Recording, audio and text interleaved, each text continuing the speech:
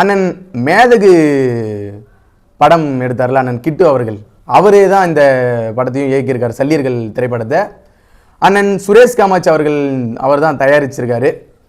அண்ணன் கருணாஸ் அவர்கள் உள்ளிட்ட பலர் இந்த படத்தில் நடிச்சிருக்காங்க. முதல்ல இந்த மாதிரி தமிழ் இனம் சார்ந்து வரலாறு சார்ந்து படம் எடுக்கிறாங்க, அதை தயாரிக்கிறாங்க அப்படின்னு சொன்னாவே மிகப்பெரிய ஒரு மகிழ்ச்சியான விஷயம்.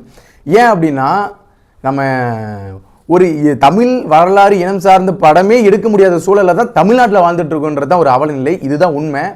ஏன்னு கேட்டிங்கன்னா, இது ஒரு தமிழ் மண் சார்ந்து ஒரு தமிழ் மீது அக்கறை கொண்டு ஒரு தமிழர்கள் ஆட்சி செய்தா தமிழருடைய வரலாறையும் அவருடைய வழியும் பேச விடுவாங்க திரைப்படத்தில். அது இல்லாதவர்கள் தான் ஆட்சி இருக்கிறதுனால அவ்வளோ சிக்கல்கள் நடக்குது. தொடர்ச்சியாக சல்லியர்கள் திரைப்படம் பல சிக்கல்களை சந்திச்சுட்டே வருது.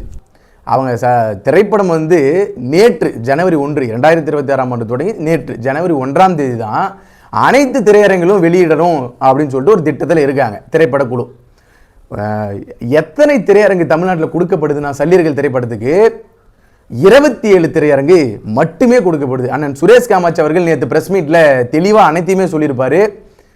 வெறும் 27 திரையரங்கு தான் ஸ்கிரீன் தான் கொடுத்துருக்காங்க. எவ்வளவு பெரிய ஒரு அப்பட்டமான ஒரு செயல் இது, தவறான செயல் இது. அதுலேயும் குறிப்பிட்ட அண்ணன் சொல்றாரு, பிவிஆர் என்ற ஒரு பெரிய சினிமாஸ் வச்சிருக்கவங்க சென்னையில் எத்தனை ஸ்கிரீன் வச்சிருக்காங்க, அவங்க ஒரு ஸ்கிரீன்ல கூட சல்லியர்கள் திரைப்படத்தை திரையிடவில்லையாம். அவ்வளோ வலியோட வருத்தத்தோட அண்ணன் சுரேஷ் காமாட்சி அவர்கள் பதிவு செஞ்சிருந்தாரு. அதை நம்ம பார்க்க முடியும்.